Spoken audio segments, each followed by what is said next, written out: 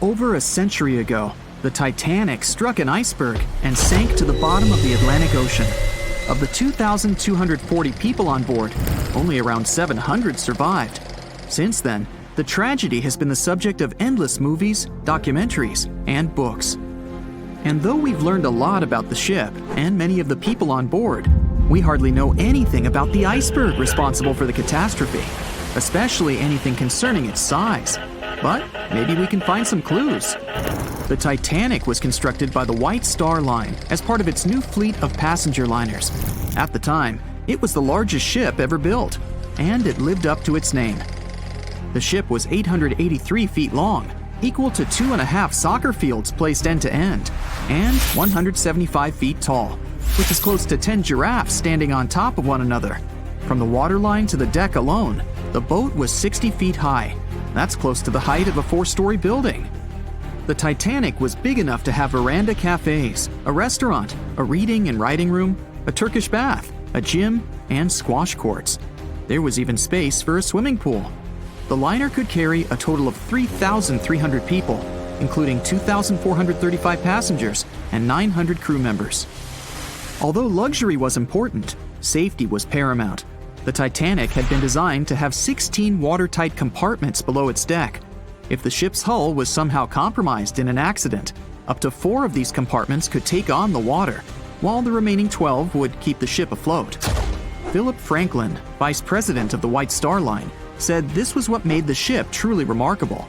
It's believed that the man said, "There is no danger the Titanic will sink. The boat is unsinkable, and nothing but inconvenience will be suffered by the passengers." He was so very wrong. The ship left England for its first and last voyage on April 10, 1912. And all it took was a single iceberg to bring that mighty vessel down. Icebergs are fascinating. They are formed during a process called calving, when large chunks of freshwater ice break free from glaciers and float away into open water. They eventually melt away and disappear. In the northern hemisphere, the majority of these icebergs come from Greenland. In the south, they come from Antarctica. What you see on top of the water is only a small portion of an iceberg. This is just the tip.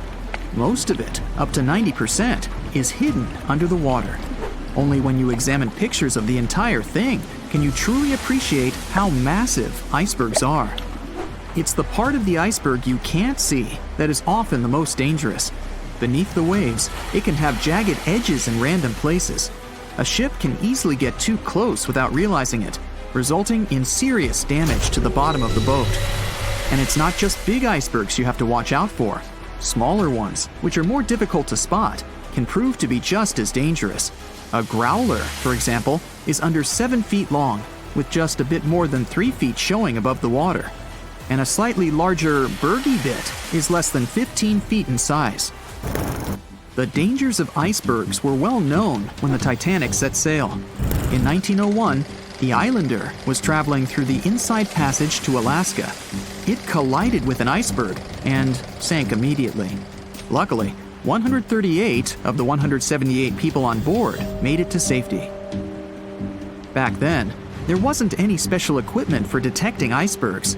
The best tool was your eyes. From a special vantage point above the ship called the crow's nest, 2 members of the crew had to stare out over the ocean and watch for potential hazards. The crow's nest was located at the front of the ship, 49 feet above the deck. It was attached to the mast. From this height, a person had a good view of the ocean. If they saw anything suspicious, they could ring a large bell to sound the alarm. After that, they could call from a special telephone to warn the captain of any danger. But imagine what a horrible job this would have been, especially on the night the Titanic sank. The crow's nest wasn't a warm and cozy room surrounded by windows. Instead, it was a large open tub exposed to the elements. On April 14, 1912, the air temperature was around 39 degrees Fahrenheit, which is close to freezing. With the ship moving at about 23 knots, more than 26 miles per hour, the sailors must have felt that frigid cold air pressing against any exposed skin. The only good thing about the job was that the shift only lasted 2 hours. Frederick Fleet was the sailor who actually spotted the iceberg that sank the Titanic. He was up in the crow's nest, working with Reginald Lee at the time. Fleet kept track of the left side of the ship, while Lee scanned the right. It was 10 p.m. when the two men started their shift. They had already been warned about the possibility of ice. But when you're cold and it's dark, it might feel like an impossible task. Even worse, the two men didn't even have binoculars to make the job any easier. Fleet would later insist that having binoculars would have prevented the tragedy. With about 20 minutes remaining on the job, the sailors noticed the iceberg. Fleet rang the bell, once, twice, and again. He then called up to the bridge to inform the crew. At first, the call seemed to come in the nick of time. The ship's engines reversed, and the massive ocean liner managed to turn. It wasn't enough to miss the iceberg, though. Ice showered down onto the ship's deck.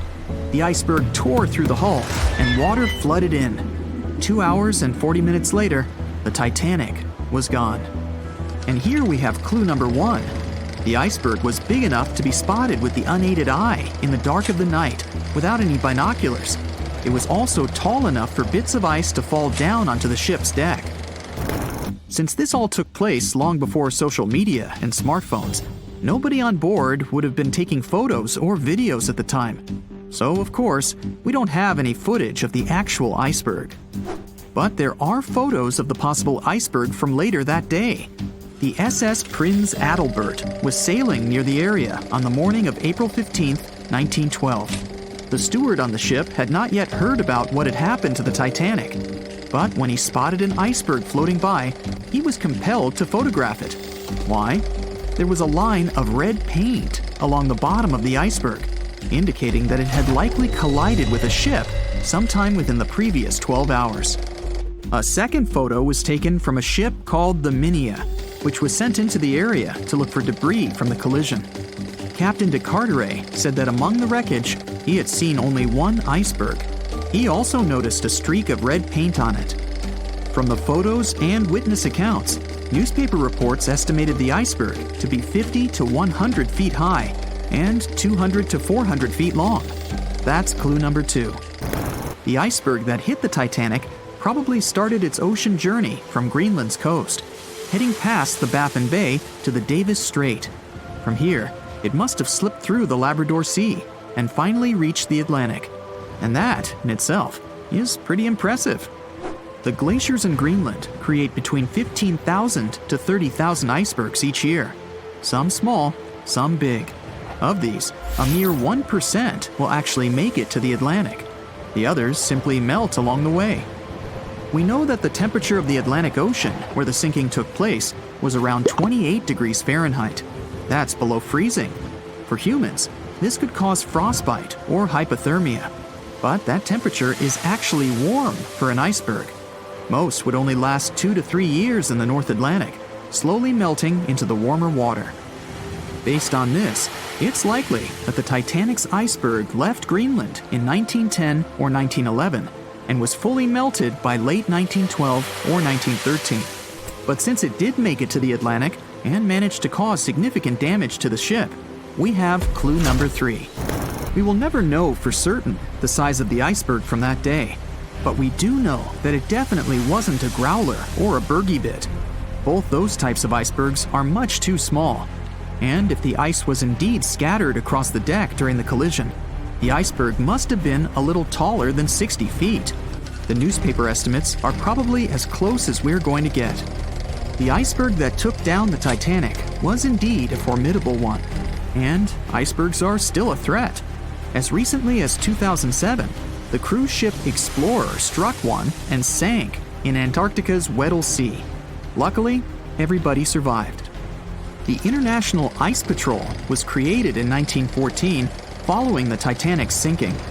The organization is still in operation today, made up of representatives from several countries. Using airplanes and radar, the patrol locates and tracks larger icebergs, making the information available to anyone who needs it and preventing more ocean tragedies in the process. It was the biggest ship ever built in its time, and it was supposed to be unsinkable. But within days of steaming out on its first voyage in 1912, the Titanic was gone, beneath the relentless waves of the North Atlantic Ocean.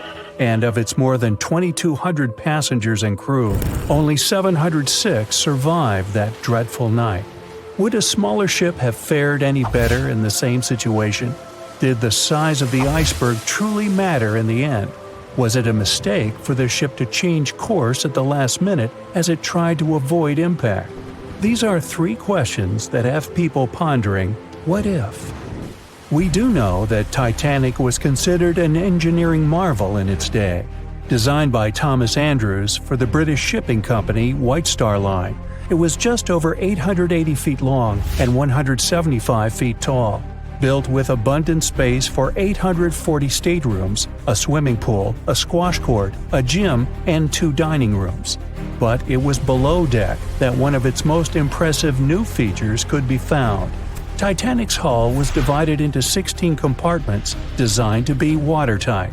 Up to 4 of these compartments could take on water in the event of a breach, with the remaining 12 helping to keep the damaged ship afloat. It was thanks to these compartments that the ship was regarded as unsinkable. Rumor has it that Philip Frank, White Star Line's vice president, even declared, "There is no danger that Titanic will sink. The boat is unsinkable, and nothing but inconvenience will be suffered by the passengers." On April 14, 1912, that proved to be mistaken when Titanic struck an iceberg. As ice ripped along the ship's hull, several of those watertight compartments ruptured. It took only 2.5 hours for Titanic to sink. Did the size of the iceberg that hit Titanic seal its fate? Would a bigger or smaller iceberg have made any difference? Icebergs come in a wide variety of shapes and sizes. They are pieces of ice that have broken away from glaciers or ice shelves in the Arctic and Antarctic, and are now wandering across the ocean until they eventually melt. One of the tallest icebergs ever found would have easily dwarfed Titanic.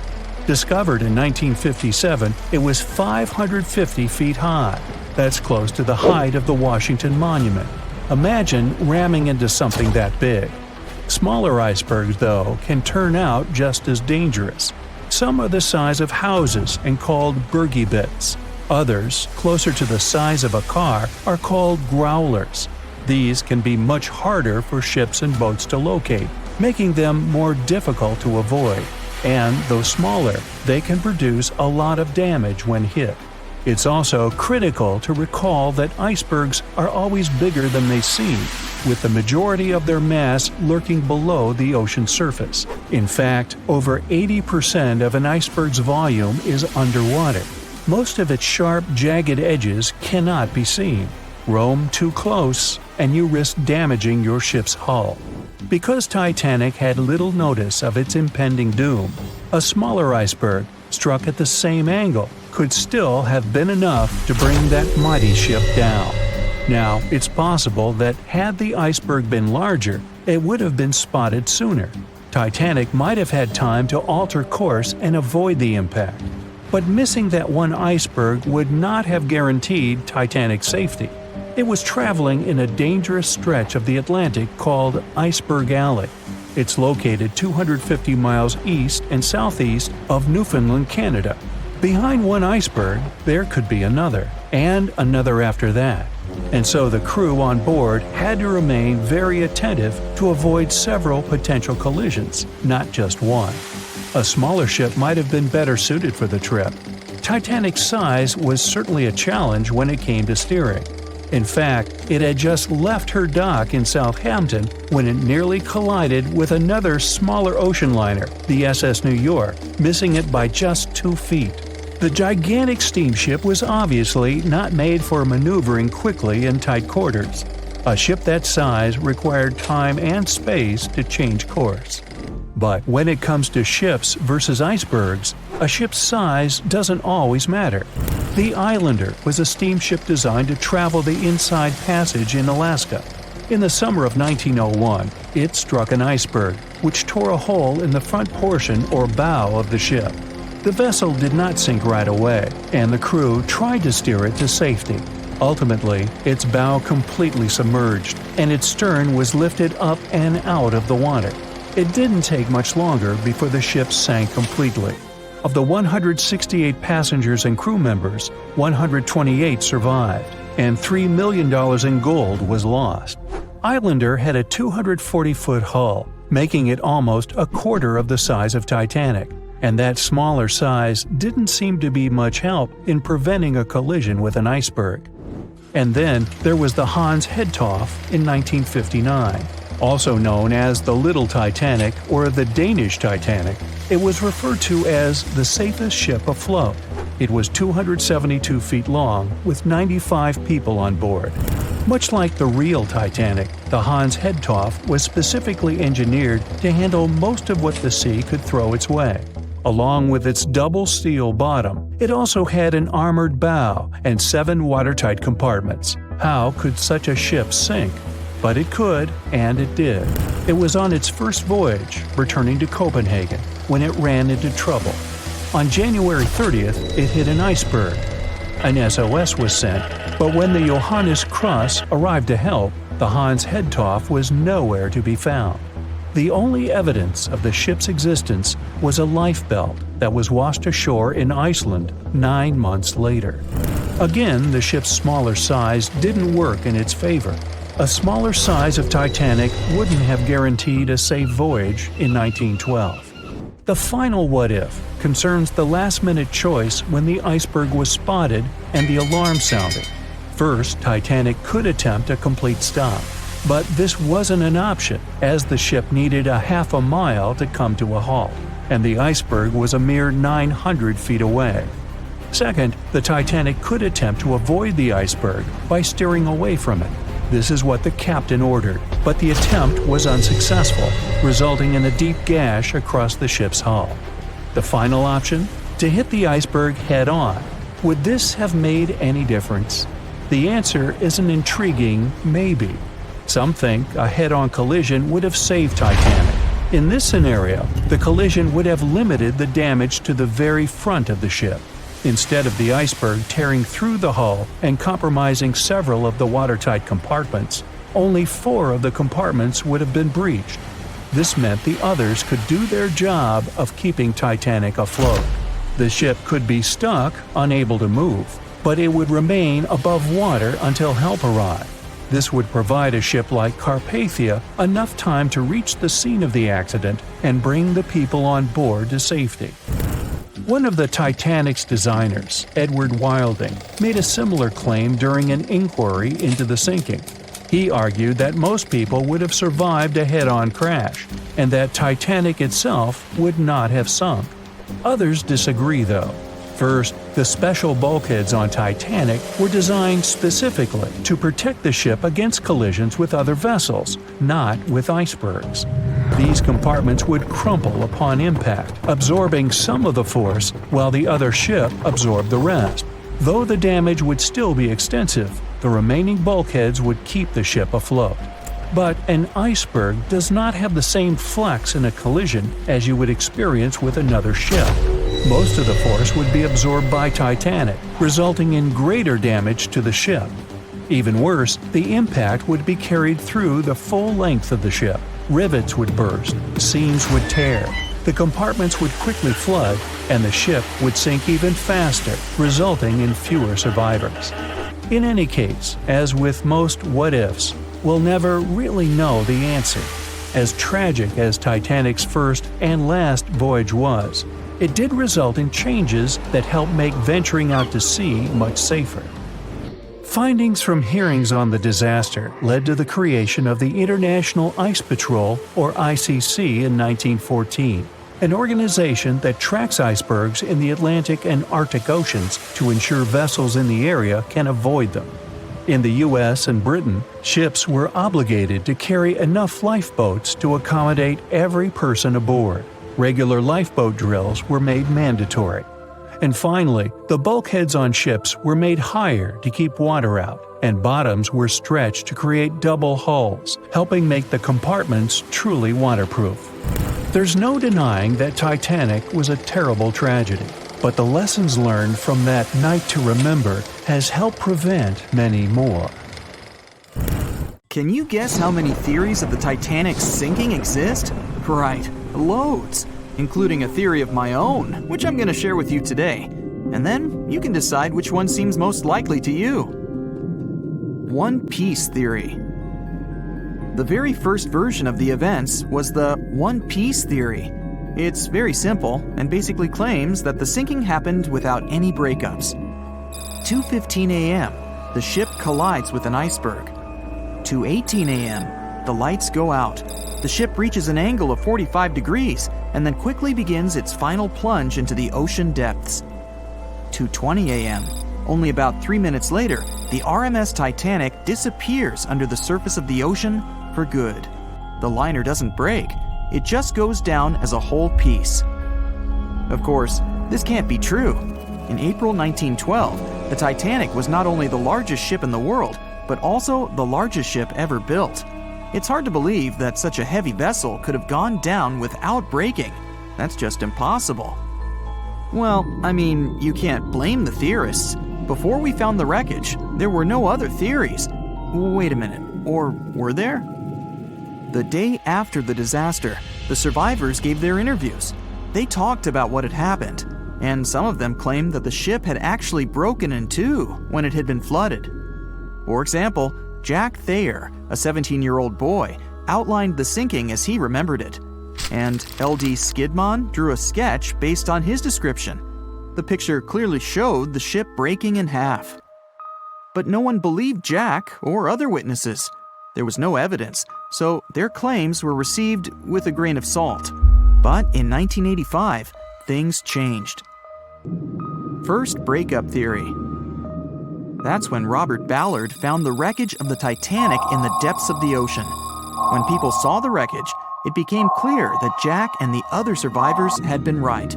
The Titanic did indeed break in two when it sank. So it's time for a new theory. 2:15 a.m. The keel breaks, the starboard list eases, and the hull continues to bow and crumble. 2:17 a.m. The galley sections break off. The towers immediately drop under their own weight. The lights go out. The stern is pulled into the air. The bow breaks off and starts sinking. The aft is barely hanging on to the starboard side of the stern section superstructure. The stern section slowly lists over to port as it begins sinking again.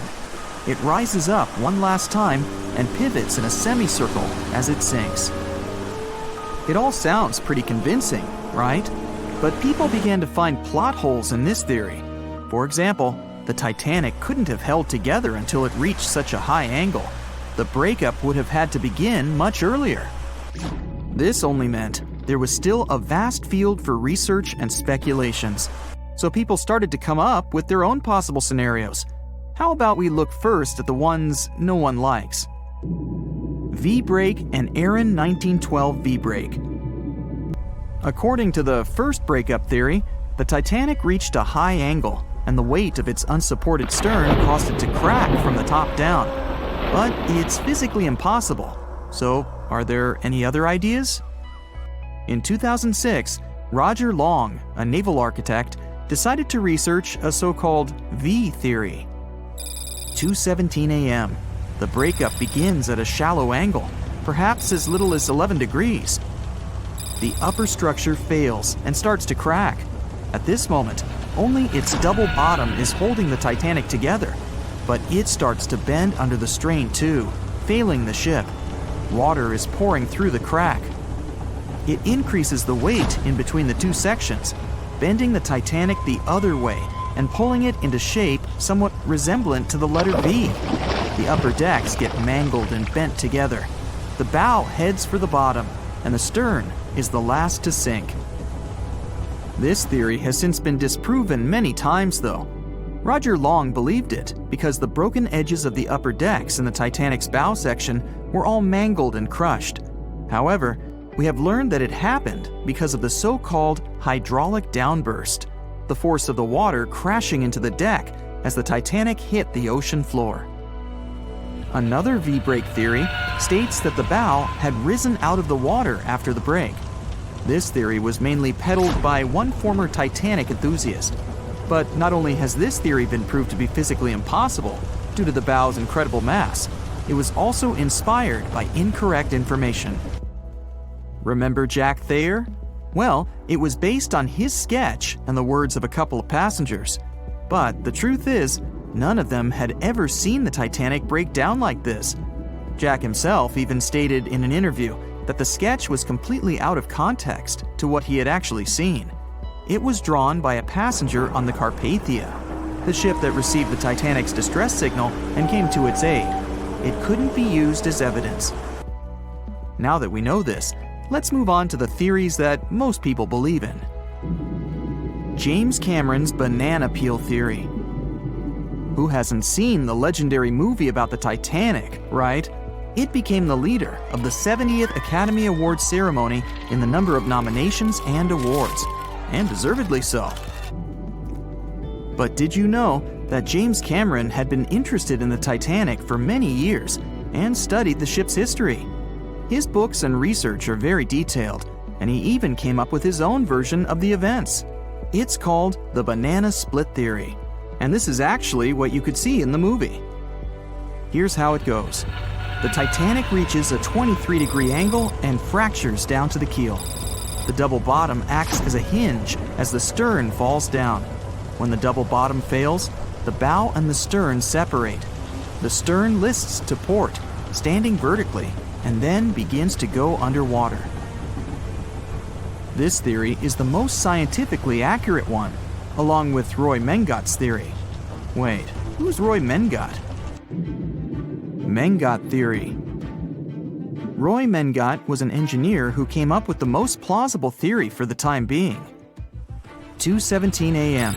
The lights go out on the Titanic. At this moment, the ship is at an angle of 20 to 23 degrees. Suddenly, the vessel snaps in two just around the third funnel. It causes the stern to settle into the water. The keel fails first. The draft and lower hull are crushed and break apart. Water surges into the bow and stern of the ship through the huge cracks, causing the bow section to sink beneath the waves. The stern rises up to the angle of 70 to 90 degrees, and then it sinks too. This theory seems to make the most sense, but it's quite controversial. The survivors who saw the breakup stated that the stern had settled back with the bow completely missing. Mengat's theory, however, contradicts that statement, while James Cameron's scenario takes this into account. Are you thinking what I'm thinking? The truth must be somewhere in the middle. My version.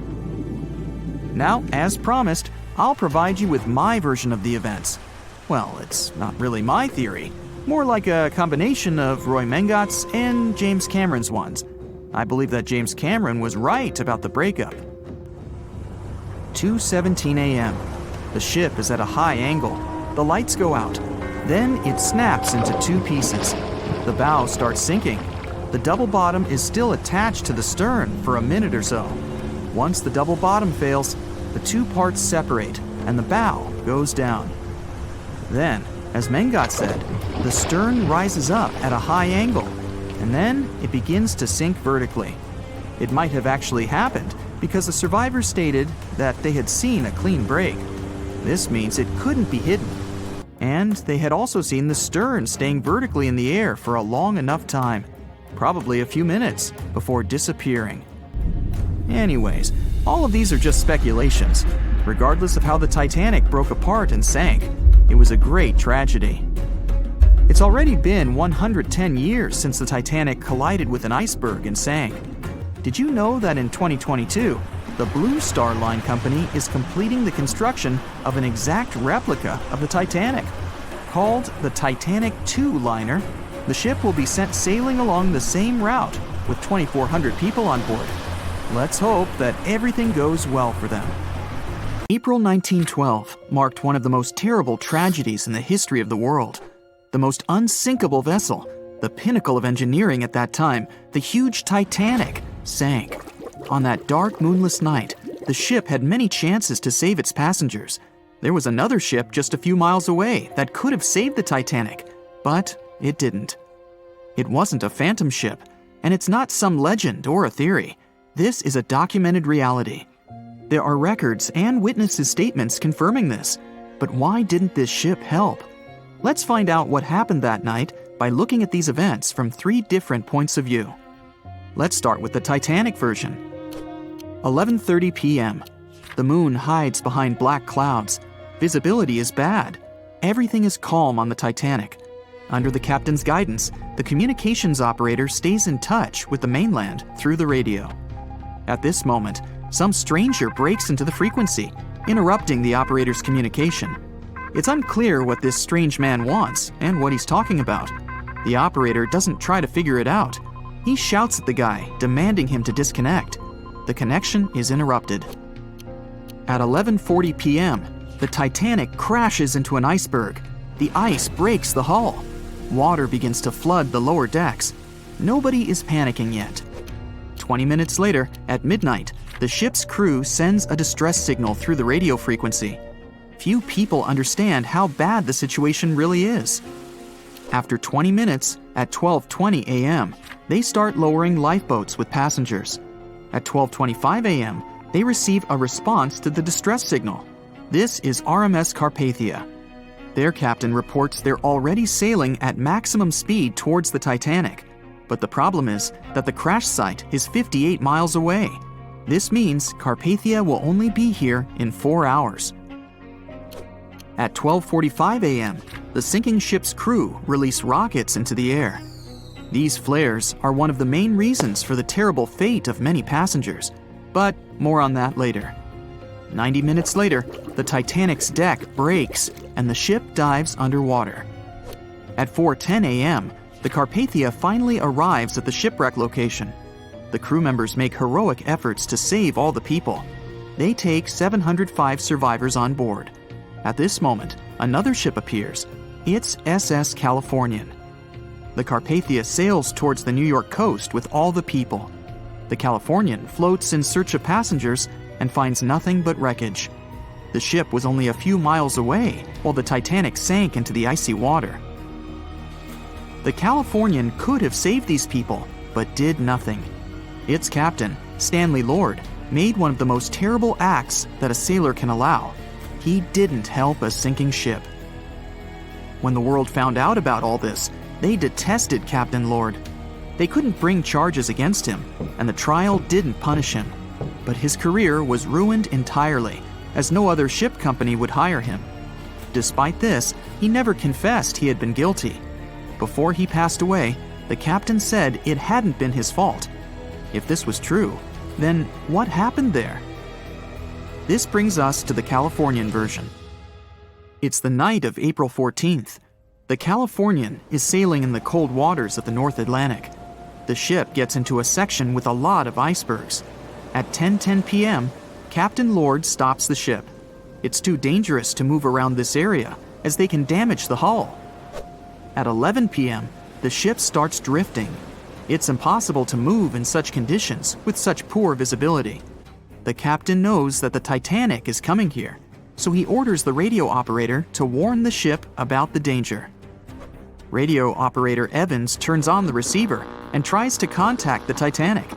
He spends about 30 minutes on it. The connection is finally established.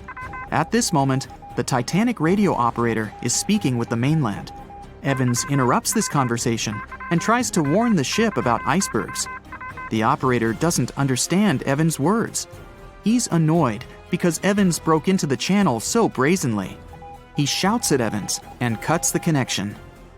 Tired, Evans turns off the receiver and informs his superiors about the incident. It's still a mystery how the captain reacted to this news. He probably thought the Titanic knew about the danger. He lets Evans go to bed.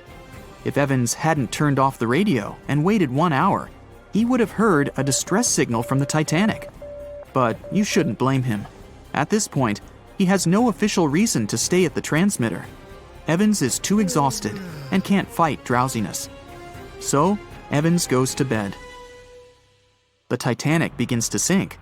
Its captain sends a distress signal. The operator on board the Carpathia catches it, but the Californian doesn't, since the receiver is turned off. Captain Lord can't sleep. He feels that something is wrong. Meanwhile, the Titanic is rapidly sinking under the water. The captain gives the order to launch rockets into the air. And here is where one of the critical mistakes takes place. They release warning lights, but they are not red. The crew forgot to take red rockets on board for some reason, so they lit up the sky with a bright white light. If you need to send a distress signal, you need to release red lights. Captain Lord sees these lights, but doesn't perceive them as a cry for help. It can't be that there are no standard red rockets on such a massive ship as the Titanic, but unfortunately, it can. Captain Lord thinks the Titanic is sailing away. Perhaps there is some unknown reason behind those white lights, but he doesn't really know. So, Captain Lord has no idea that the Titanic is sinking. He still decides to contact the ship, but this time, not through radio communication. Captain Lord doesn't wake up the radio operator and sends a signal to the Titanic through a signal lamp. It's important to understand that many old-school captains didn't take radio communication seriously. They didn't understand the value of this technology. That's why Captain Lord doesn't wake up Evans. He sends light signals, but the Titanic doesn't respond. Many survivors later mentioned seeing the flashing lights of the Californian, but there was nothing they could have done. The ship's crew doesn't hear their cries for help. At 2:20 a.m., the Titanic completely goes underwater. A little more than 2 hours later, radio operator Evans wakes up and turns the transmitter on. He hears many rescuers talking about the sunken ship. Evans understands everything. He reports this to the captain. At that moment, the Californian immediately heads to the wreck site. They meet Carpathia there. With the survivors on board, it sails towards New York. The Californian stays sailing and looking for people. They find nothing but wreckage. The Californian returns to the mainland. The news about the ship that could have saved the Titanic is spreading all over the country. The trial begins. Captain Stanley Lord and the crew tell their version. They say their ship had been standing still. Many people don't believe them, and some of the surviving passengers claim to have seen the Californian sailing by. Still, the judge declares them innocent. 1962. Captain Stanley Lord is a very old man. He calls a notary to confess something. The captain makes his last remark about this case. He swears he's not guilty. But if it wasn't the Californian sailing past the Titanic at that moment, then what? The Samson theory could answer that question for us. The sealing ship Samson is sailing in the cold waters of the North Atlantic. The crew aren't sleeping. They carefully study the surroundings, but not because they're afraid of icebergs. They're scared of meeting with the U.S. Coast Guard. The Samson ship's crew catch seals, which is illegal. At 12:45 a.m., Samson's captain sees white signal rockets. The team is sure it's the Coast Guard. They turn off the lights and sail away. It's dark, so they don't notice the sinking Titanic. They return to the coast of Iceland and hear about the disaster. They realize they have abandoned the drowning passengers. The nephew of one of Samson's crew members reads about this story in his uncle's diary. The nephew asks for permission to publish these recordings. All the people realize that Captain Lord wasn't guilty, but unfortunately, he didn't live to see this moment. Actually, it's still unknown who is guilty in this story. 2 ships were nearby the Titanic. Their captains were adequate people. They would have helped save all the passengers. Their fault was that they couldn't understand what the Titanic wanted on that dark night. Someone forgot to put red flares in the box. This small but fatal detail was one of the leading causes of the tragedy. April 14, 1912. The dark night was filled with horrible sounds of a giant metal vessel breaking into two. The largest ship of that time collided with an iceberg that was on its way. The Titanic, one of the biggest stories of the 20th century that people still talk about. The starboard side of the giant vessel brushed up against the iceberg. It was 11:40 p.m. when things started going wrong. This iceberg caused enough damage for at least 5 watertight compartments in the hull to start filling with water. The crew immediately began a brief investigation to see if they could do anything and fix things. They had no one to rely on, all alone in the darkness of the cold night, far away from the land. The North Atlantic Ocean, around 400 miles south of Newfoundland, Canada. They needed time to figure out how to bring people to safety. They had some time, true, but not enough. If you watched the movie, you know the ship didn't plunge immediately after the icy doom had happened. The whole process lasted a good 2 hours and 40 minutes. But the situation was hard. There were 2,200 people to take care of, including crew and passengers, and things happening on the ship were chaotic. The chief designer, Thomas Andrews, soon realized they wouldn't be able to stay afloat. By midnight, the entire crew had begun preparing the lifeboats for launch. They had 20 boats with space for only 1,178 people, which was just a bit more than 50% of the people on board. The order was to get women and children to safety first. Crewmen were there to row and guide the boats. The scene over the next 2 hours gradually started escalating. The crew members had a task to wake up passengers and warn them something bad was happening. They wanted to place them into a fleet of lifeboats as soon as possible. At 12:15 a.m., some crew members sent out a distress signal. A steamship called Frankfurt was among the first ones that received the message and responded, but they were about 170 nautical miles away. Some other ships also got the message and offered their assistance, but sadly, they were too far away as well. At 12:20 a.m., the Cunard liner Carpathia got a distress signal from the Titanic and changed its course right away. They were 58 miles away at the time, and it would take them more than 3 hours to get there.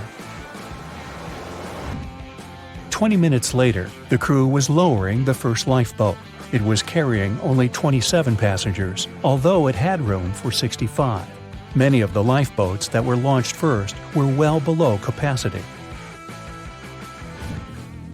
Crew members were worried, thinking the Davids wouldn't be able to hold a fully loaded lifeboat. And in the beginning, many passengers were just too afraid to leave the ship. They still thought Titanic was unsinkable and couldn't imagine the scenario that was going to happen 1 to 2 hours later. The crew was firing the first of 8 distress rockets. Unsuccessful. No one was close enough to help. By 1:20 a.m., they lowered 10 lifeboats. Number 8 had only 28 people in it. One of the passengers on the number 10 was 9-week-old Melvina Dean. She would later become the last survivor who lived until 2009 and turned 97. It was 2 a.m. already. 3 of the collapsible boats were the only lifeboats that remained on the ship. The bow of the vessel had sunk low and had tipped far under the surface. People around it could now clearly see stern propellers above the water. Crew members were lowering collapsible lifeboat D from the roof of the officers' quarters with over 20 passengers in it. As the ship's bow went under, the water was washing collapsible A from the deck. Those 20 people were struggling because their boat was partly filled with water. As crew members were trying to release collapsible B, it fell. Before they righted it, the water swept it off the ship. 30 passengers still managed to find safety on the overturned lifeboat. At 2:17 a.m., the ship's wireless operator decided to transmit one last distress call. A minute later, the light on the ship finally went out. Titanic and all left on board plunged into darkness. The bow continued to sink, and the stern was rising higher above the surface, which placed great strain on the midsection.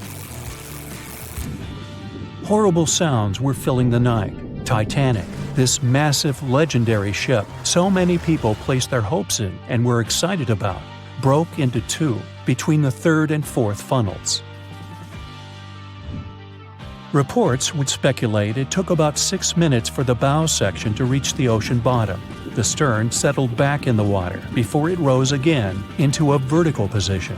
It remained in this situation until it finally disappeared into the ocean.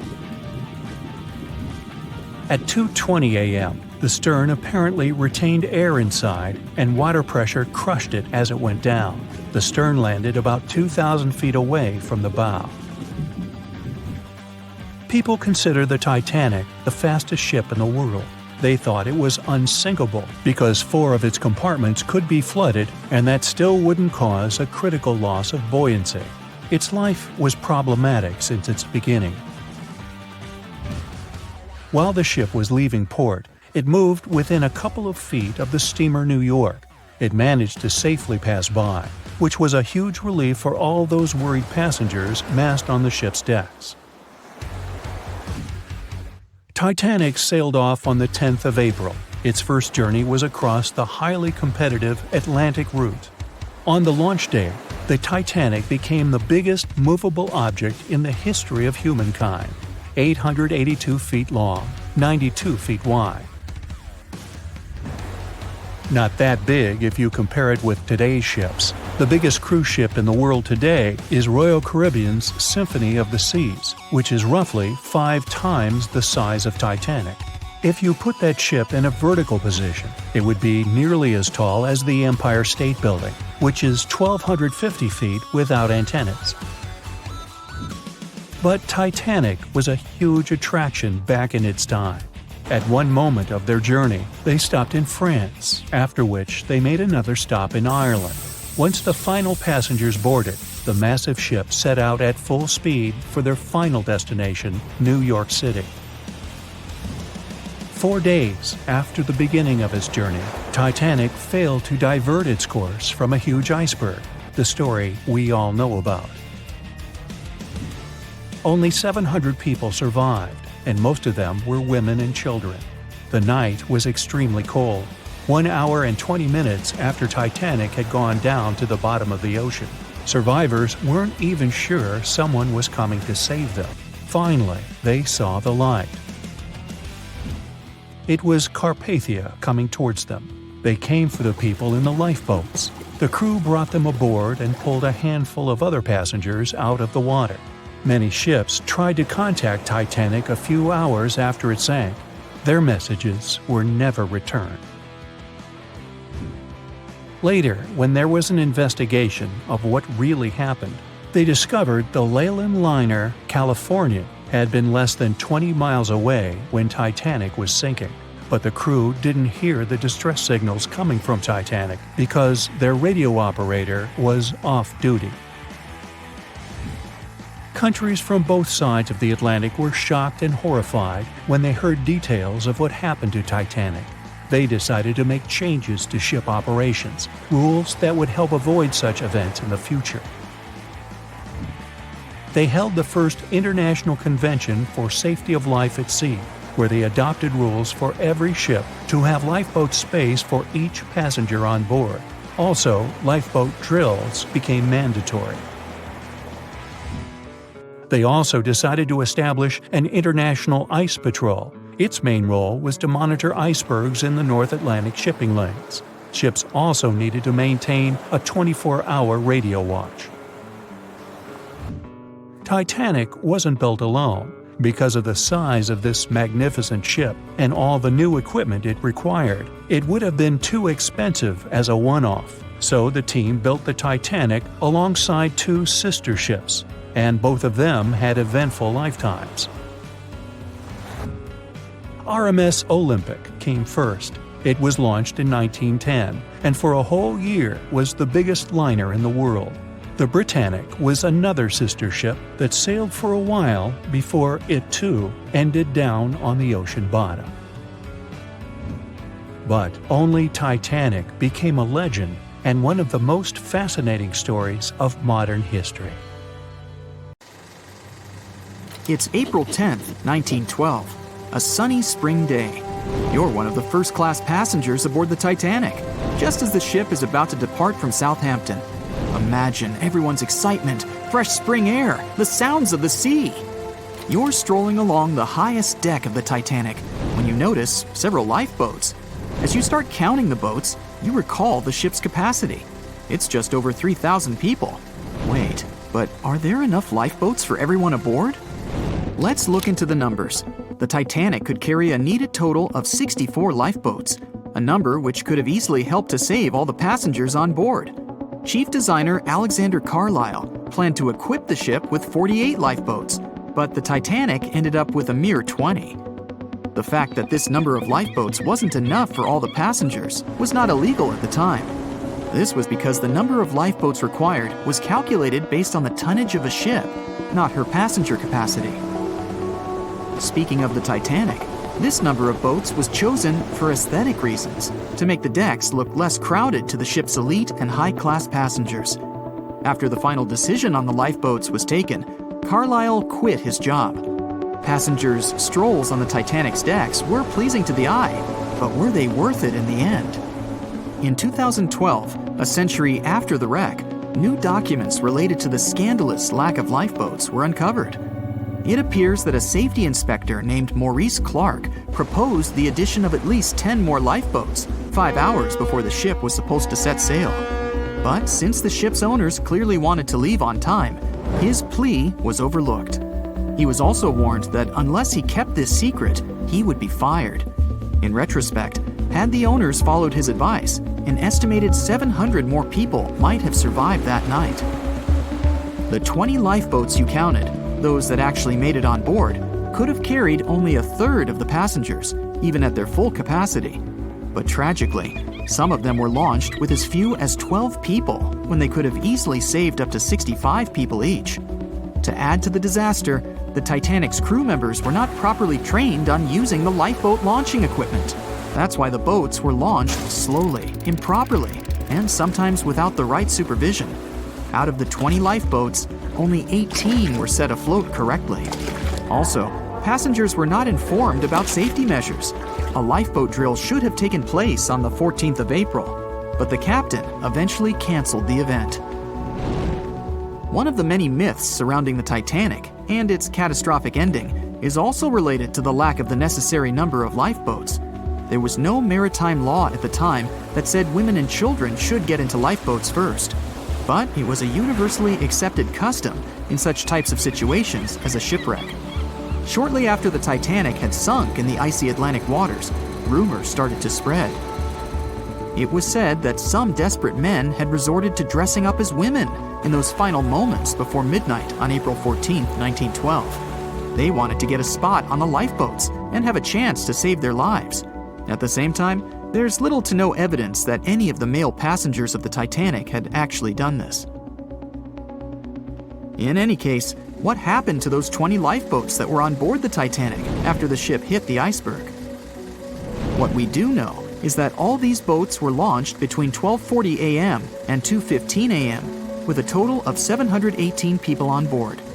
By the time they were rescued by the RMS Carpathia at about 4 a.m. the same day, only 705 people had remained alive. It took the crew of the RMS Carpathia more than 4 hours and 30 minutes to pick up all the passengers and 13 of the lifeboats. This was as many as the rescue ship was allowed to carry. The rest of the now empty lifeboats were left adrift at sea. Those salvaged were later given back to the White Star Line, the British shipping company which operated the Titanic. Strangely, after being returned, they appeared to have vanished from official records. The last image ever taken of the 13 surviving lifeboats was of them getting unloaded in the New York harbor. Sadly and ironically, that's where the Titanic was supposed to be on April 18, 1912. The lifeboats were then rid of their Titanic nameplates or any other markings that could have linked them to the ship. Some sources claim that the boats were eventually destroyed. But was this actually the truth? The fate of one particular lifeboat has been the source of much debate. Collapsible Boat A, the last one to leave the ship, was retrieved by the RMS Oceanic a month after the crash. At that time, it was a shocking 200 miles away from the spot where the Titanic had sunk. Also, in the boat, there was a wedding band engraved with the words "Edward to Gerda," a sad omen to a couple that were lost at sea after managing to escape the sinking Titanic. Later identified as Edward and Gerda Lindell, the couple was traveling from Sweden to the U.S. to relocate. Some accounts claimed that Mr. Lindell did, in fact, make it to Collapsible Boat A, but his wife wasn't as lucky. Neither were ever seen again, and the wedding band was eventually sent to Gerda's father. The recovery of collapsible Boat A was recorded in both photographs taken by the crew on board the RMS Oceanic and by a detailed, handwritten account of a fellow passenger. They claimed that the lifeboat had looked more like a piece of wood carried by the waves than an actual boat. The first lifeboat to depart from the Titanic was Lifeboat Number 7. It was dubbed the Millionaire Lifeboat. It's rumored that the 12 passengers on board might have bribed the crew to row away to safety instead of allowing others to jump in. In 2015, some of the items recovered from this lifeboat, including a lunch menu, a ticket, and a letter from one of the passengers, were auctioned for up to $70,000 by a New York auctioneer. Soon after the Titanic catastrophe, it became mandatory for all ships to be equipped with enough lifeboats to carry all the passengers and crew. It's more likely that the Titanic lifeboats, being relatively new equipment at the time, were refitted to be used on other ships, such as the RMS Olympic, which was the Titanic's older sister. Some of them may have been sold off to private collections, or even left to rot. After all, they were seen as a source of bad luck, and most people were unwilling to use them again on other ships. Unfortunately, all the information about their whereabouts is hard to confirm now. No official statement from the owners of the lifeboats was ever given after their rescue. But although nothing appears to have remained of the original lifeboats, some full-sized replicas exist on display in museums in Falmouth, England, and Belfast, Northern Ireland.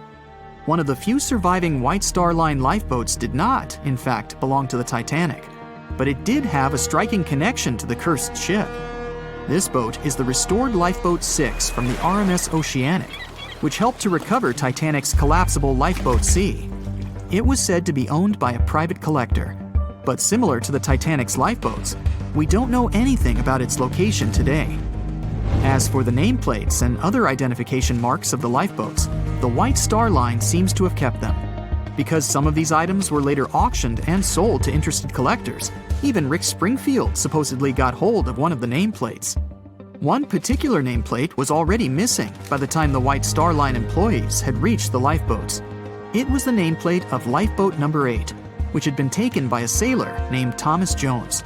He later gifted it to another Titanic survivor, the Countess of Rothes, along with a letter acknowledging the bond they formed on the night of the shipwreck. You can find other similar items on display in different museums, such as Larne Museum and Arts Centre in Northern Ireland, or Worcester City Art Gallery and Museum. To be fair, some experts claim that even if there had been more lifeboats on board the Titanic, there simply might not have been enough time to launch them all. That's how severe the impact was. Many researchers say that everything was happening so rapidly after the ship had hit the iceberg that it's astonishing that so many passengers managed to survive.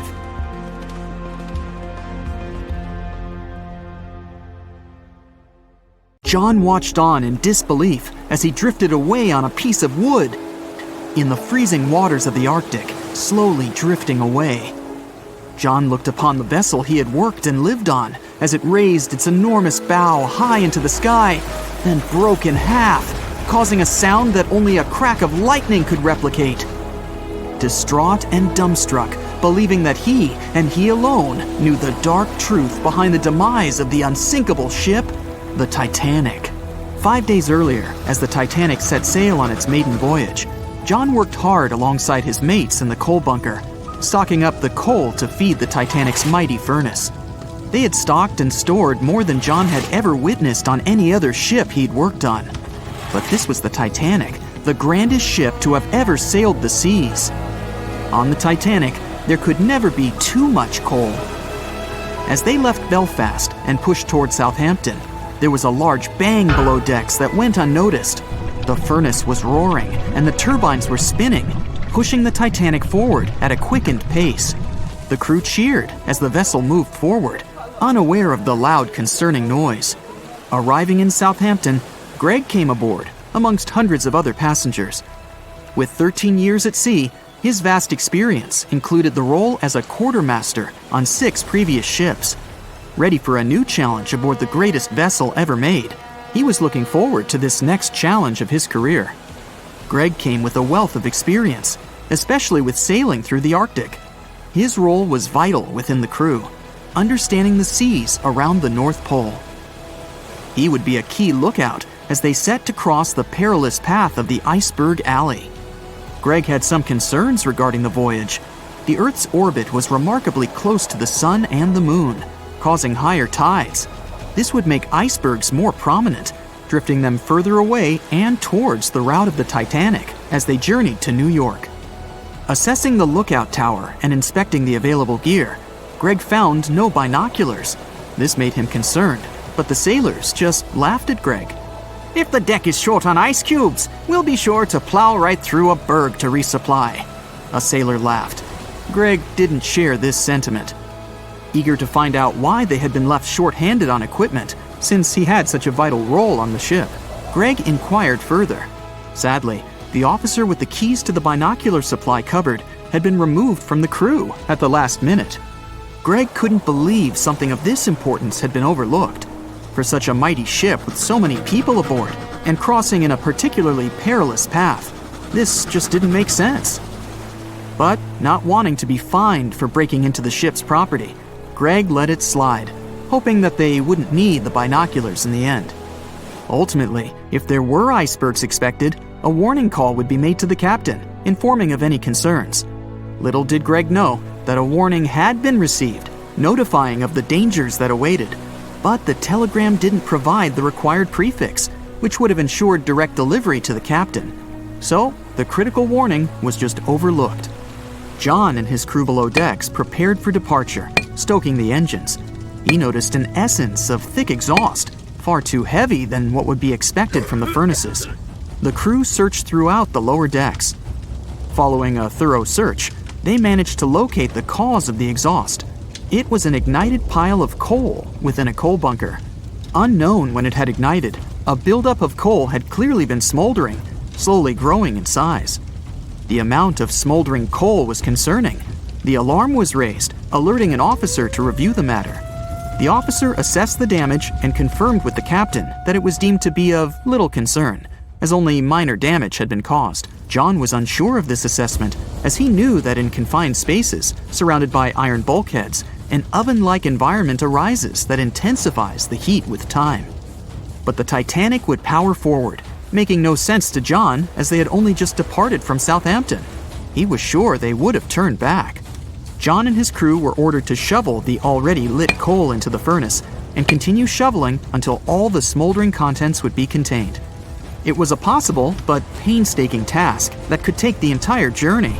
The continuous intake of coal would ensure the turbines would spin at a constant, accelerated pace, not what the Titanic was designed for. It was meant to be a luxurious passenger liner and not for breaking speed records. However, the crew would find enthusiasm in not only acknowledging the Titanic as unsinkable, but also as the fastest.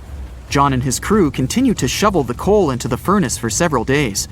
The temperature within the bow was becoming hotter every day. The bulkhead's contained heat was so severe that it became weak at the seams in the iron walls and rivets. "2 more days, lads, just 2 more days!" John was laughing, trying to raise the spirits of his mates as they were working tirelessly.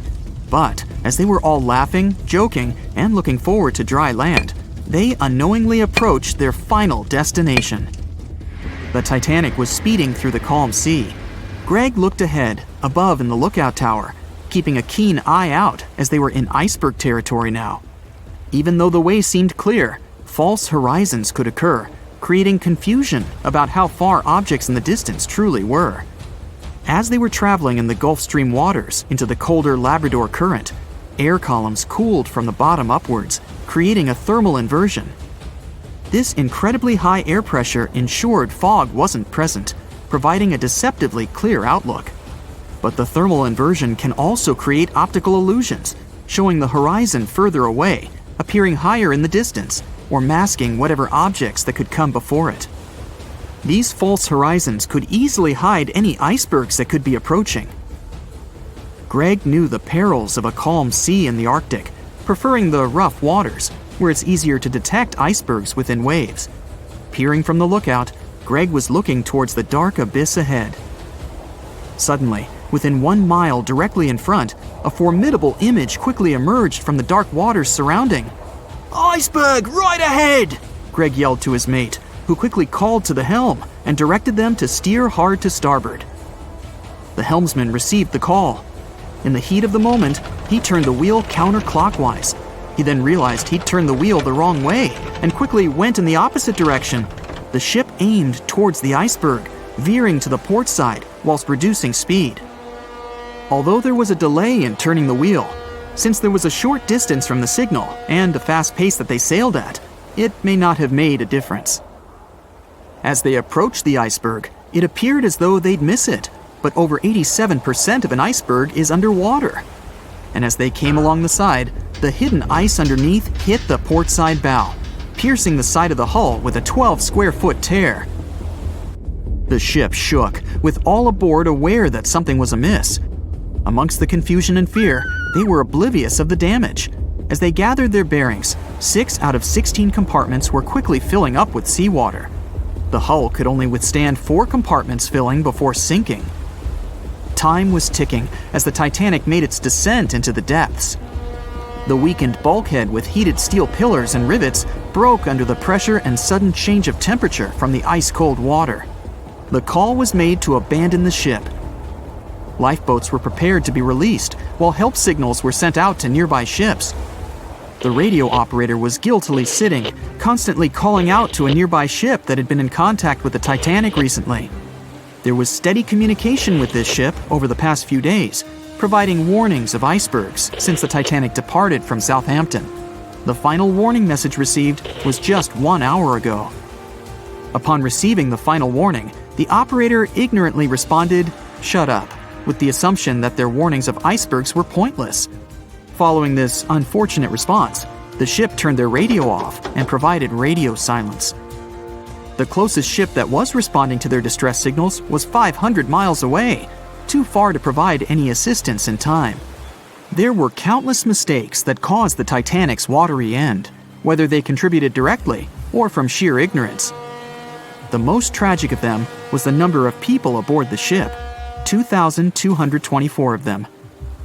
There were only enough lifeboats provided to rescue 1,178, barely half of the people. Have you ever wondered how much of the Titanic is left these days? Now, if you haven't been living under a rock, you probably know that it's been over 100 years since the world's most famous ship turned into a wreck. The RMS Titanic, the world's largest sea liner from the beginning of the 1900s, sank during its maiden voyage, just a few days after leaving port. The ship struck an iceberg on April 14, 1912, taking down over 1,500 passengers of more than 2,200 who were on board the liner at that time. As shocking as this may sound, the Titanic took over 3 years to be built and only 3 hours to sink. And if it were today, the ship would have cost over $210 million to be made. It was last seen on the surface of the Atlantic at 2:20 a.m., and for many decades, that was the last time people saw it. It wasn't until 1985 that the whereabouts of the ship were discovered by oceanographer Robert Ballard, and some parts of the Titanic became visible once again. One of the first discoveries made by Ballard's expedition was that the ship was indeed torn in half before sinking. The early exploratory missions to the part of the ocean floor where the Titanic now lies could only see the hull and the deck of the ship. According to Ballard, the main purpose of these missions was to understand how to preserve the ruins from deteriorating. Another goal was to recover the huge number of personal items scattered along the seabed. The explorer later said the view down there was as shocking as it was emotional. In the field of debris around the wreck, the oceanographer discovered plenty of small objects and personal belongings, many of which he brought back to the surface. There were shoes, some fancier than others. There were pieces of clothing that belonged to crew members, and there were huge propellers. If on the surface they gleamed and shined, on the ocean floor they were embedded and devoured by sand. Ballard pointed out that the area where kitchenware was scattered measured more than a mile in length. There were enough plates, pots, and pans to fill up an entire industrial kitchen. For the first time ever, 3D animation footage reveals exciting images. The simulations show the Titanic's evolution from when she first set sail in 1912 until the state of her ruins today. But simulations weren't enough for deep-sea explorer James Cameron, who envisioned traveling to the heart of the wreck for the first time ever in the history of the ship. Yep, the same James Cameron who happens to be the director of a very famous movie about the ship. He has now dived 33 times to visit the wreck of the Titanic. Here's some fun trivia for you. The director says that his true passion has always been the ocean, and that ever since he was a kid, he wanted to study the sea. Directing, let's say, just happened to be his day job. And when the possibility of directing Titanic appeared, he said yes, just so that he could go and check out the ruins of the ship in real life. Now back to the wreck. According to James Cameron, it wasn't enough for researchers to access only the exterior of the ship. They needed to go inside, analyze and photograph what was left of the pompous interiors of the world's once biggest sea liner. Cameron piloted an innovative robot vehicle equipped with cameras. It helped the man to reveal spaces in the Titanic that no one had ever seen before since the ship touched the bottom. Turkish baths, for instance, still had their tiled walls standing up almost in all their entirety. These baths were exclusively for first-class passengers. They were located right next to the swimming bath and the third-class dining room, and were designed in the Moorish style. People resting there could get heating blankets and ask waiters to bring them anything they needed. If the pictures from before the disaster were astonishing, they carry a different kind of wow factor now, when everything you see in them is hidden underneath the surface of the water. Another shocking discovery was the ship's mast. If we look at the Titanic in its pre-sinking glory, the mast calls much of one's attention. Located on the bow of the huge ship, the mast held together the transmission cables for the Marconi system, a system of wireless telegraphy. That's also where the British merchant flag the Titanic flew was located. The mast stood at the height of a bit more than 100 feet and was equipped with a crow's nest. Nowadays, the mast is unrecognizable. Attacked by corrosion, it collapsed. The crow's nest broke apart too. Now we can see why the modern-day Titanic is a real treasure for deep-sea explorers. But as the wreck of the ship lies at an approximate depth of 12,500 feet, sunlight is non-existent there. So, piloted missions depend on high-end technological equipment to survey the area. Why do you think the Titanic went missing from the public eye for over 70 years? Well, because at that time, technology wasn't advanced enough for people to go down there, as well as bring back good footage of the wreck. Filmmakers were the ones who drove this technology to its advance by trying to film underwater. They began by building boxes to put their cameras inside. And now, deep-sea photography is highly advanced and allows us to marvel at the awesomeness of underwater life. Of course, taking pictures under the sea is no easy feat. For one thing, to withstand that crazy underwater pressure, submarines need to be really strong and have thick walls, no thinner than 11 inches. Plus, explorers need to understand how to film and photograph when there's almost no light around.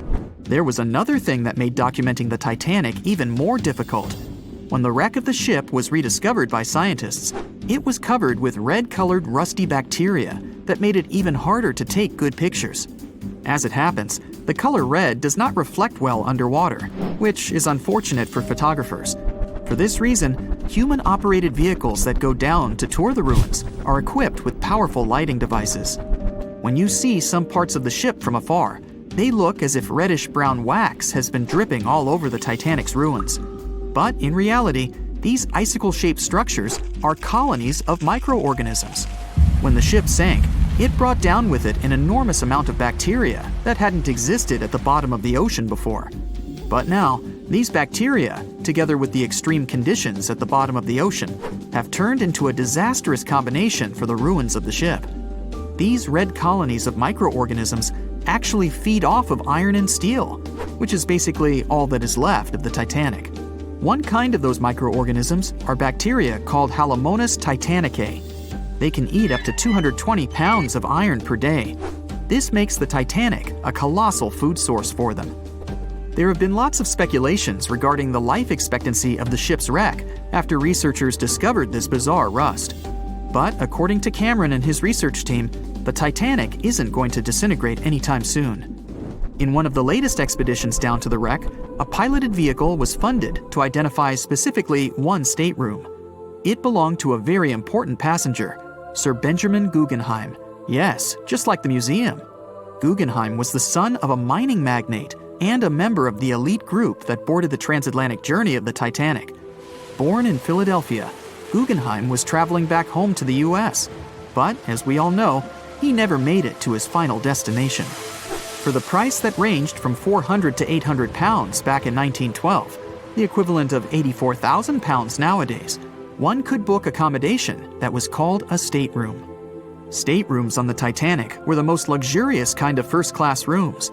They were located on the B or C decks and were decorated in more than 11 different styles, ranging from Jacobean, Georgian, Italian Renaissance, and the list goes on. These rooms were filled with carved paneling and marquetry made from exotic and rare kinds of wood, such as mahogany, oak, and so on. Guggenheim occupied one of these luxurious rooms, and 100 years later, one of his descendants funded an entire mission just to locate the precise stateroom the man stayed in. This expedition turned into a documentary for National Geographic, and they did manage to identify which stateroom was Guggenheim's, so kudos for them. At 11:40 p.m., the Titanic made contact with an iceberg in the North Atlantic Ocean. Many artifacts were found and restored, like parts of the ship, jewelry, and dining plates, to name a few. It took approximately 3 hours for the ship to be completely submerged in the remote icy water. The night was cold and very much alive. The orchestra was playing music as they enchanted the guests on board. Everyone was excited to arrive in America. It was still considered an amazing feat for a ship to cross the Atlantic back in 1912. But as the day went ahead, there was an atmosphere of impending doom for the captain and his crew. No one else felt it, though. It seemed to them nothing could possibly go wrong, and this would just be another regular night. To them, the Titanic was unsinkable. The last thing on your mind when thinking about the Titanic is the mail crew. Yes, there were mailmen on board delivering mail to America. It may seem like a pretty mundane occupation, but there was a very tough test to pass in order to be accepted on board. And only a few top candidates would qualify, and those few would get shortlisted and accepted. John Starr March, an American, was one of these mailmen earning between $1,000 to $1,500 a year working on the Titanic. Back in 1912, this was considered to be a lot of money. They were not officially part of the ship's crew, since the mail crew was placed near the third-class quarters. But given their influence and resistance, they were eventually moved and given a private dining area. March got this job since he needed the money to support his family. He found a perfect way to earn some big bucks, working on a large ship traveling across the ocean. He was 51 at the time and came from New Jersey. Sadly, he was on board when the ship sank and didn't make it. But they recovered a pocket watch that gives us a little insight into what happened that fateful evening. It's a gold case engraved with filigree and had a caption saying it was made by the Elgin National Watch Company. On the surface, you'd think this would just make a pretty cool antique sitting over the fireplace, but there are some unusual details about it. There are obvious signs water seeped beneath the glass, and the black arms of the watch indicate the time to be exactly 1:27. It leaves us wondering why the clock stopped at this precise hour. What was the owner doing? The mail clerks were operating a fully functioning and efficient mail sorting facility on board the Titanic. This wasn't something you'd come by often on a cruise ship, since typical ocean liners use closed mail bags to transport the mail from one port to another. But the mail sorting facility on the Titanic allowed passengers to send out postcards whenever the ship docked in transit zones in Ireland and France. According to reports, people started heading back to their rooms at around 11 p.m., but some of them were still hanging around and enjoying their night. The 5 mailmen were celebrating a colleague's birthday in their separate dining room. 5 minutes before impact, crew members spotted the iceberg and rang the bell 3 times as a warning that something was ahead of the ship. They gave orders for the Titanic to move left, or, as they say in the biz, hard a starboard, to make the engines reverse. It was not enough to avoid the great impact. At 11:40 p.m., the Titanic struck the iceberg, and disaster erupted on the inside. Not just water seeping in and ultimately sinking the ship, but panic and chaos among the passengers and crew members. Captain Smith reached the deck and was informed that the Titanic had hit an iceberg. And at the same time, the mailroom began filling with water. We know that the 880-foot ship was completely submerged at around 2:20 a.m., with 706 survivors. The time between the impact and the sinking was really eventful. At midnight, they started getting the lifeboats ready for the passengers to evacuate. Orders were given for women and children to board the safety boats with some crewmen to guide and operate them. The problem was that the 20 safety boats available could only host 1,178 people out of the total of more than 2,200 passengers on board. March and his colleagues began sorting out the mail. There was chaos in directing and ordering around. With each second passing, icy cold water was filling the ship. 15 minutes after midnight, Captain Smith ordered his crew members to send out a distress signal. Even though SOS was established earlier than the Titanic, many others used CQD. The CQ stands for General Call, and the D is Distress. The Frankfurt was too far away to help, even though it was one of the first to respond. Even the Titanic's sister ship, the Olympic, responded, but it also was too far away. At 12:20 a.m., the Carpathia received the urgent message and redirected from its original course to help them out, even though they were 58 nautical miles away. Although this was some relieving news, the water kept seeping in at an alarming rate. It wasn't easy to keep everyone calm, knowing that the ship could be underwater in a matter of hours. At this point, many passengers were already on board the safety boats, waiting to descend into the water. The musicians on board began playing music for the ones still waiting. At first, they were playing in the first-class lounge, and then they moved to the deck. There's a debate on how long they were playing for and what song it was. None of the musicians made it out. The 5 mailmen on board were also doing their duties while the ship was sinking. According to a ship officer, the mailroom was already covered in water above the ankles, and the mailmen were busy trying to save as much mail as they could. March was one of them. There were bags of mail floating around. They started with the registered mail. Witnesses of the Titanic sinking reported the mailmen were putting bags of mail on the deck to keep them from getting wet until help arrived. They also mentioned bags of mail were floating about in the freezing water. It wasn't until 12:45 a.m. when lifeboat number 7 on the left side of the ship was lowered onto the water. Even though it had room for roughly 65 people, only 27 people were inside. Many of the safety boats carried fewer passengers than their maximum capacity allowed. The crew were worried that the boats would capsize if so many people were on them. Some reports suggest that some people even refused to board the safety ships, sticking with the claim that the Titanic was unsinkable. At the same time, they fired up one of the 8 distress rockets in the air, but it didn't get them any help. At 12:55 a.m., the second and third safety boats were descended to the waters with 2 male passengers jumping on board. 5 minutes later, another safety boat was lowered with around 39 people. At this point, water entered the base of the grand staircase. In the next 20 minutes, more safety boats were lowered, most of them underloaded. Still no help. The Carpathia was still on the way. Panic was growing, and tensions were rising.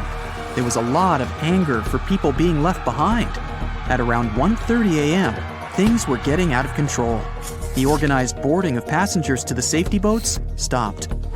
March's watch stopped 3 minutes earlier, which could mean he was part of the scuffle between crew members and passengers. It took 3 hours for the Carpathia to arrive. March wasn't among the survivors. His watch proved to be one of the essential findings lost in the wreckage of the Titanic. It was eventually returned to March's 2 daughters, and now it's in one of the collections of the National Postal Museum. March was a man who did what he had to do in the worst circumstances. Time was a precious commodity for the people on board the ship, and this watch proved valuable to learn more about the tragic yet inspiring stories of the Titanic. On April 10, 1912, crowds gathered at Southampton Beach to wave off what was, at the time, the world's largest and most prestigious ship, the RMS Titanic. The cost of the most expensive first-class parlor ticket was $4,350. That's around $70,000 in today's money. But barely 5 days after steaming away, the ship was swallowed by the Atlantic Ocean. So let's rewind and go back to what actually happened on that fateful night. The captain wanted to set a speed record for the ship's maiden voyage and arrive early. The ship was deemed unsinkable, so he went full throttle into the dark Arctic waters. After spotting the 100-foot iceberg, the crew desperately tried to steer the vessel away and avoid the collision, but the Titanic was traveling too fast, and the iceberg tore down the side of the ship, creating a huge opening in the hull. It wasn't a continuous rip, and damage was caused in several places. In total, the damage spanned along an area of around 300 feet. But the ship's designers had prepared for the prospect of a collision and added watertight compartments down each side of the ship to act as a buffer zone. 4 of these compartments could be breached, and the ship would still stay afloat. But because the iceberg tore down the side of the Titanic, it ripped holes in 6 compartments. The compartments didn't extend up the total height of all decks and weren't actually sealed at the top. This is why, when more than 4 were flooded, water reached over the top of the bulkheads and filled the remaining compartments, causing the ship to sink into the ocean. Think of it as water spilling over an ice cube tray. But what if the collision was head-on? Would it still have sunk?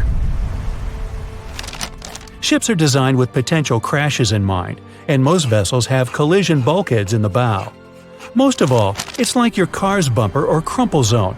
It's a safety feature that can withstand a direct hit. The bow could have taken some of the impact, and some experts have suggested that if it hit head-on, only 2 to 4 of the watertight compartments would have been flooded. So, in theory, the Titanic might not have sunk, and it might have even been able to continue sailing to its final destination at a much slower speed. The force of impact would likely have been huge, though. But although passengers would have been injured by the force, they'd have been able to stay on the ship to wait to be rescued by other ships, rather than being forced into the icy waters of the Atlantic. Still, one of the Titanic's designers, Edward Wilding, suggested that the force of the impact might not have actually been that big. He told the British Inquiry that lots of people scarcely felt the collision, and he believed the ship would not have sunk if it did hit the iceberg head-on. The ship was also designed with remotely operated watertight doors between all compartments, so any floods could have been quickly sorted out. Because Titanic had 6 breaches from the side collision, and because it happened so quickly, sealing the doors wouldn't have made a difference, as it was essentially impossible to save it by that point. The ship immediately began to flood, with water pouring in at a rate of roughly 7 tons per second, 15 times faster than it could be pumped out. So, while it sounds like the Titanic would have survived had the ship hit the iceberg head-on, this idea does come with some issues. First off, the collision bulkheads were designed to survive a crash with another ship, not a giant iceberg. If 2 ships collided, both would absorb some of the impact in their bulkheads, sharing the impact and likely staying afloat. But an iceberg is stationary, meaning that Titanic would absorb most of the energy from the collision. If Titanic hit head first, because of the speed it was traveling, the impact would have likely traveled down the whole body of the ship. Just imagine a 46,000-ton ship traveling at around 20 knots. At some point, it hits an iceberg that weighs what could be over 100,000 tons. This collision would likely create a powerful force causing massive damage to the vessel. It is likely that seams would split, staircases would come tumbling down, and rivets would burst open across the ship. All that would have potentially flooded even more compartments. This could have caused Titanic to sink in a matter of minutes rather than hours. But that's just the tip of the iceberg. As we all know, the biggest part of it is hidden underwater. So if Titanic had been traveling head-on, it's likely it would have hit the part of the iceberg below the water first, which would send it veering off course. Hitting an iceberg is not like hitting a brick wall. In this case, the ice under the water would have torn open the bottom of the ship and caused damage to the sides. Icebergs also aren't flat, solid objects. If a flat collision happened, the ship might have stayed afloat, but icebergs come in many shapes and sizes, from domes to wedges. Studies have also been done on the steel used to produce Titanic, and the tests show the metal was about 10 times more brittle than the steel we use today. The ship was built before we understood the effects of low temperature on steel. The old steel used to make the vessel would not bend when faced with freezing temperatures, but break.